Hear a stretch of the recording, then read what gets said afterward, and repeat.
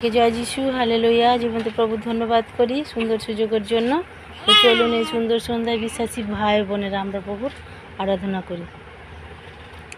স্পর্শ তোমার দাও হে প্রভু, শরণটুকু চাই, শরণটুকু চাই। স্পর্শ তোমার দাও হে প্রভু, শরণটুকু চাই, শরণটুকু চাই। হালে হালেলুয়া,